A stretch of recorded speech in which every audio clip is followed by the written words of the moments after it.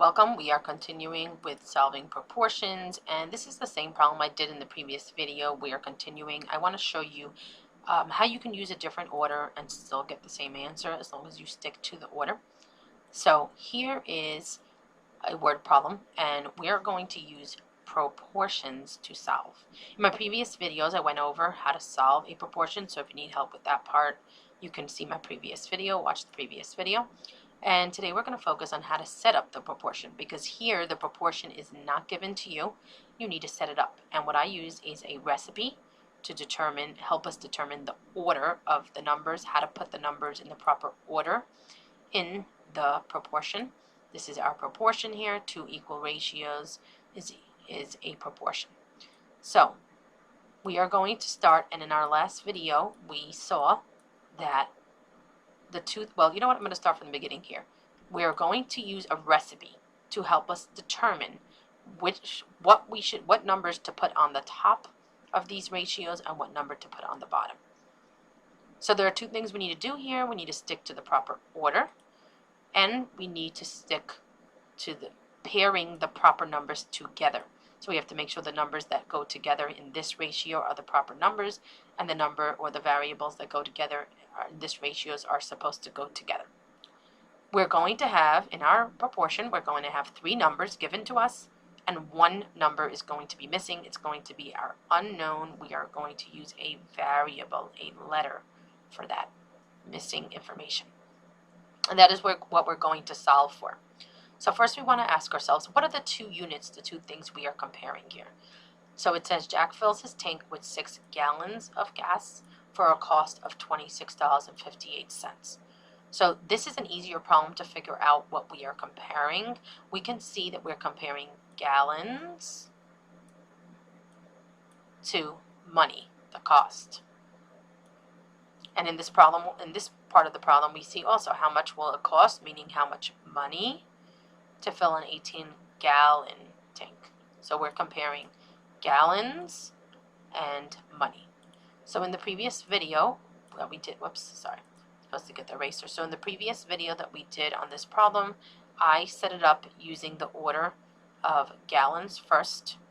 I took gallons first, and then I took money.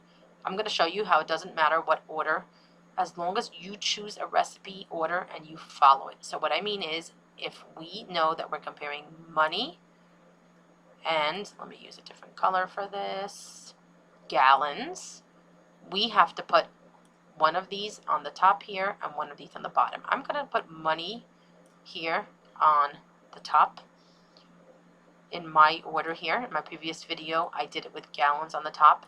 So I want to show you that as long as you stick to your order and you choose the 2 correct things that we are comparing, then you will get the same answer at the end. As long as you stick to the order that you make in the recipe, and as long as you put the numbers correctly in the same ratio. So here I'm going to put money first, and I'm going to put gallons second. So what that means is whenever I write my numbers in my ratios, I must use that order. I must make sure anything to do with money is going to be on the top here, one of the top boxes here or here. And then I have to make sure that anything to do with gallons is going to be in the bottom boxes here or here. So that's one thing I need to be careful. I need to make sure that the order is correct, and that is why I wrote my recipe, so I can keep looking at my recipe to tell me the proper order. I also have to make sure that the numbers given to me, I have a 6, I have an 18, and I have a $26.58. I have to make sure that they are paired together. I have to make sure that if I'm putting the 6 and 18 together in one ratio, do they belong together? Or does the 6 go with the $26.58 in one ratio? Or maybe the 18 goes with the $26.58. So let's start with that. I've seen some students make an error. I've seen students put an 18 here and $26.58 here. Now, there are many ways to do this. This is my method, and this is the way I explain it to my students to make it easier for them. If you do it a different way, sometimes you can put it like this, but the way that I'm using this recipe, this is not going to work. So this is not correct. let's look at why this is not correct. So first of all, let's look at the order. Did the person use the proper order? Okay, no, they did not use the proper order. Gallons supposed to be on the bottom, but they put the 18 is gallons. They put gallons on the top. Money is supposed to be on the top, and they put the money, which is the $26.58, on the bottom. And we see here in the recipe the money is on the top. But that is not the only reason that it is wrong. Let's switch it and see if we can do it the other way. And again, like I said, if you're using a different method or you're not using this recipe method, then you may do it a different way, but I'm going to explain it with this method. So let's say someone says, okay, I see the $26.58, that is money, and my recipe says put money on the top. And then they say, okay, well, my recipe says put gallons on the bottom, and 18 is gallons. So I'm going to put 18, which is gallons, on the bottom. This is also wrong, again, using this method, because yes, they did follow the correct order. They put the money on the top and the gallons on the bottom, like their recipe says, but they're not putting the numbers correctly together. So if you look at the problem here, you see that the 6 gallons costs $26.58. So they are a pair. Think of them as buddies or a team. The 6 is always going to go with the $26.58 in the same ratio, whether you put them here or here. The 18 is going to be buddies, or think of it as a team, with whatever else is in the sentence. And let's see, the 18 is together with how much will it cost, which means when there's a question how much something is, that's the variable. I'm going to call it C or X or question mark. So the 18 is always going to go with the variable, whether you put it in this first ratio or the second. They are peers. So besides, or buddies, think of them as buddies, they go together in the ratio. So besides making sure you're following the order, the proper order, you also have to make sure that you are following that you are pairing the numbers or the variables together in the proper way.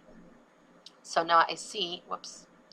So let's do it this way now, and let's use this recipe, and we're going to start by pairing the proper things together. We see the 6 is gallons, so it goes to go on the top or the bottom. Well, my recipe says gallons goes on the bottom, so I'm going to put the 6 on the bottom. And now I know the 6 is buddies, or paired with the $26.58. It is a rate, it goes together. So I'm going to put it on the top because my recipe says that money, which is $26.58 is money, goes on the top. And we know that they go together in the proper ratio, in the same ratio, because they are buddies. Think of it as buddies. They're in the same rate. They are a rate. Now let's go to the next one. I see 18. So I ask myself, do I put the 18 on the top or the bottom? Well, 18 has the unit of gallons. And gallons, in my recipe here, it says goes on the bottom. So I put 18 on the bottom. And now I know that there's one thing missing, and when I have 3 numbers, the other thing that's missing is my variable. I'm going to call it C. You can use any variable, and because they didn't give you one, and I know that this represents money that's missing because it says how much will it cost. When it's asking you how much something is or what's missing, that is where that's going to be used to represent. We're going to represent that with a variable. So now we have our proportion set up, so we're going to use what we learned in the previous video. If you don't know how to solve a proportion, you can look at my previous video. So I'm going to use this method with a calculator, and what I'm going to do is I'm going to look for the 2 numbers that are across from each other. So I look at the 6 and I see it's across from the C. It's not across from a number, it's across from a variable. So I'm not going to use that one. I'm going to use whatever 2 numbers are across from each other, and I see that the $26.58 is across from the 18. And these are the numbers that I'm going to multiply. So what numbers do I multiply? They can always be in different positions, but it's always going to be the numbers across from each other. So I'm going to write $26.58, and I'm going to multiply by 18. And now what I'm going to do is whatever number is left, which in this case is the 6, that's the number I'm going to divide by. And you can see that we're left with the same thing that we did last time. last time when we set it up in a different order using a different recipe, we still got the same answer. And here we're going to get the same answer, $26.58 times 18 is $478.44, and then we're going to divide by 6, and we still get the same answer of $79.74. And we go back to the question, because even though C is equal to this C, we made up C to help us solve. We go back to the question. It says, how much would it cost to fill an 18-gallon tank? And we would write it here. An 18-gallon tank would cost $79.74. So you go back to the question and you restate. And I'm not going to write that here. So here you can see you have to decide on a recipe. You follow that recipe. You also have to make sure you pair the two numbers together correctly and the number with the variable correctly. And those are the two things to be careful with. And if you like this worksheet and you feel this is helpful for you to solve proportions, you can get them on Amazon or Teachers Pay Teachers. You can also make sure you hit the subscribe button and the notification bell to get more videos like this. And for more worksheets with visuals, follow me on Pinterest as well. Please, the links to the videos are right here. Thank you.